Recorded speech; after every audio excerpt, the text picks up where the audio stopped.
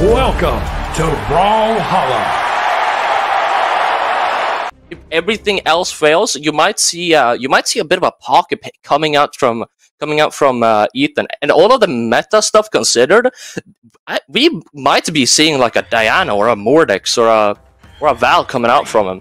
Mordex and Diana are two legends that Ethan plays a lot, but just haven't really been playing in tournaments. So maybe in this state of the meta, they're feeling it. I mean, I wouldn't mind it at all. We were talking a little bit about just the meta being before, you know, talking about terror, talking about them axes, right? But the spear being one thing is, I've not really experienced, but yo, look at this gameplay right at the beginning. Both these dudes are in each other's It's been 20 seconds. Trading oh my blows. Lord. Oh my lord, it's been 25 seconds! Dude, the amount of work they have done in 30 seconds is what we're seeing over the course of 4 minutes in other games. These guys are playing so fast-paced at the moment. Ethan committing to this offstage already, but no. Oh, what an amazingly fast ground pound. Dash jump ground pound straight to the face with Stingray going all the way down. Ethan already going... He's going mayhem. Ethan is not stopping. He just keeps running into Stingray. I mean, but the question is right now, what more can he get out of this right now? Ooh, big swing, can't get the from off the manages to recover between them. With the cannon between them, yo, Ethan is getting so much damage to the ground pound yet again. Can he get the front? No, he manages to recover off this. Stingray whips him off the stage, but that should be all. There we go. On Even's amount of stocks, but look at the damage that Ethan was able to get down, and I can't imagine stopping right now with that spear. Is that it? What?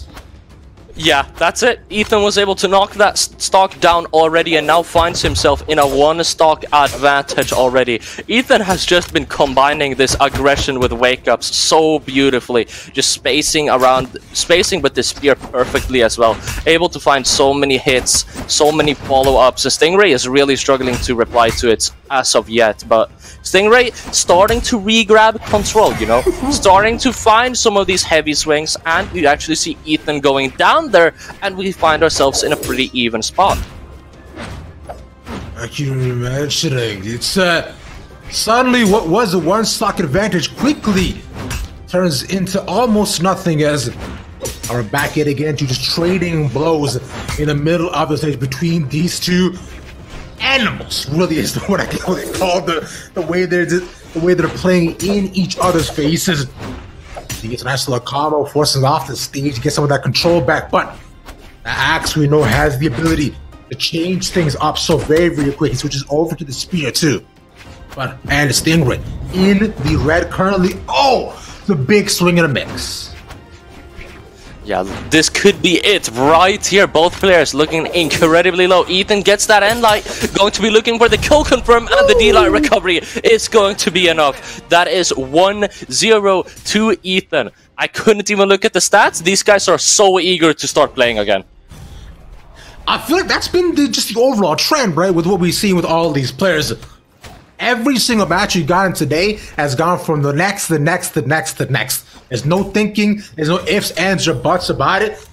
These players want to make sure that they're in-game as fast as possible, especially considering how very aggro both these dudes are. Yeah, makes sense, because yet again, exact same state. Just boom, boom, boom, bam, bam, bam, pow, pow, pow.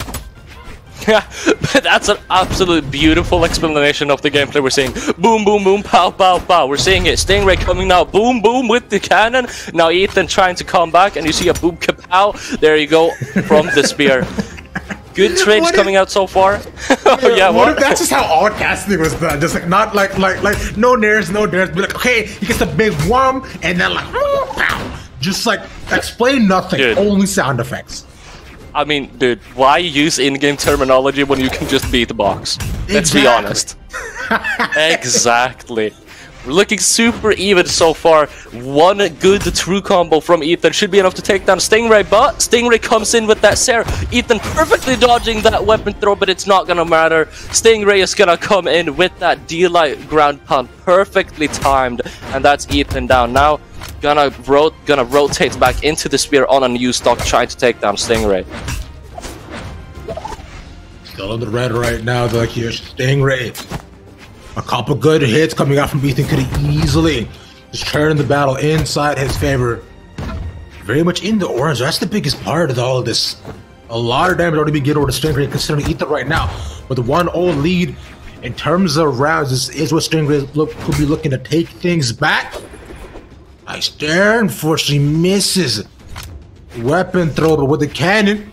After a ton of cannon play because of what we just saw from experience right before this. I'm very intrigued to see what more we can get out of this. And wow, that was clean. Yeah, Stingray is absolutely popping off so far. A much better performance than last time. Ethan was able to throw Stingray off fairly well, but Stingray now slowly but surely adapting to it. Ethan now in a one-stock disadvantage. Yeah, this is starting to look a lot more even than last time. Still, pretty huge lead coming out from Stingray, so it's even a bit of a reverse set-wise. Yeah, but Ethan is starting to get really aggro again, and as we saw earlier, that seems to be what lets Ethan just absolutely, just absolutely shine. I mean, that's the word, just shine. Exactly, right? Puts a, you could say, spotlight onto his gameplay. Yeah, it's even just shedding some more, light, I guess, onto it, but unfortunately, darkness will fall over the stage as Stingray knocks Ethan off of it. As for the first time in so long, we got a 1-1, bro. Oh yeah, it's been so many 3-0s left and right. It's either just a straight up 3-0 or you're getting into the 2-1 and then the finish off. It's never been like a 2-2 or a 1-1, but we find ourselves in this situation now, and we're gonna see how the set progresses from here. Has Ethan been able to adapt to Stingray's adaptation, or that's just a mouthful. I love saying that, by the way. I'm gonna start saying that for every single set. But why actually explain what's happening when you can just say adapt to the adaptation of the adaptation of the adaptation? Exactly. Have you been able to change to what's going on with the gameplay and adapt to the things you're seeing on screen? What does that mean? Nothing. Exactly. But we said it. Yeah, I mean, that's just how you cast. Just say stuff that doesn't make any sense. Yeah, Stingray coming in. Just like super foresight stuff, extremely reflective, and like large words of big statements. Like those big swings that we're seeing right now. Ethan, oh no! Never mind. Yeah, Stingray gonna be hopping in with that boom kapow boost, and then, you know, Ethan is gonna be going down off of that. Stingray going in for round 2 as well, it seems, coming in with this axe, doing some good damage onto Ethan. Ethan, though, coming in with a good response, getting a couple of good hits, and even end-lighting. Really good edge guarding here, but Stingray eventually manages to come back up. Stingray is looking so much more confident than game 1. Stingray must have found something in Ethan's gameplay to exploit at this point. I mean, really, all it takes is one small little swing. As right now, we see so on arm Ethan putting out a lot of good damage. Got the sword, unfortunately. This is on the second switch. We'll get this combo back up in the air. And bada bing, bada boom, bada bang, you know? Yeah, now Ethan is looking really low right here, and man, this is gonna be a struggle. This is for real gonna be a struggle for Ethan. Stingray's coming in still just so confident on this axe, as we've seen, not even throughout the set, but the entire tournament. Going for the side stick, feeling confident, charges it up for a bit, runs across one point to the other on the stage, picking Ethan up, slapping him away, and that's putting him in a one-stock lead, full stock lead. Oh, Stingray did Ethan like halted Loki in the first Avengers. Remember that? How he just like swung him, grabbed him by the leg, and tossed him back and forth as if he was a chew toy. In fact, right now the Ethan's taking a ton of damage to begin it off, and Stingray is sitting pretty only in the yellow. On the right up against the axe, I would be very afraid because of that. Yeah, even like looking at the damage, you'll see that Stingray is outputting so much. He got like 300 more damage or something in that game. Stingray times almost, yeah. What was brought out? That's wild for himself, but oh, let's go! It's what I was talking about. Ethan is on the Val pick. Let's go! Switching off that spear for the gauntlets. I would honestly have expected a Mirage a bit more. since you at least are keeping that spear. But to be fair, I don't know, man. Ethan was looking a bit more confident on that spear than the sword. What do you think, Ravish? I mean, I'm actually really interested to see if this change was going to be worth it for him, right? Because he must have something in mind, clearly noticing that, maybe the spear's not working out for him. He's not able to rack up as much damage, but we know with the swords, right, it's all about that neutral play, and he seemed pretty confident about it up against Stingray. Is this change going to be it? Because he's fighting for his life. This is it right now, Paulie. Ethan has to take it, or Stingray takes it all. Ethan has to take it right here. You also have to consider that Ethan really doesn't break into top 8 placements that much. I'm looking over at some stats I have of him, and all the way back to Winters, Ethan hasn't been able to find himself in top 8 for tournaments. Not sure if he's ever had one. We don't really have those stats pulled up right now, but winning this could be huge. Stingray is definitely making that hard for him, though. Stingray still looking so dominant here, finding attacks left and right. Ethan has to throw him off. Ethan really has to throw Stingray off because it worked the first time. That's what gave him the head start in the entire set. If he's able to find that throw off gameplay, that could be them lined up in a 2-2. It's just so close between them. I have to go in and clench my hands, man. It's one stock lead right now for Stingray 2 is paying off in dividends.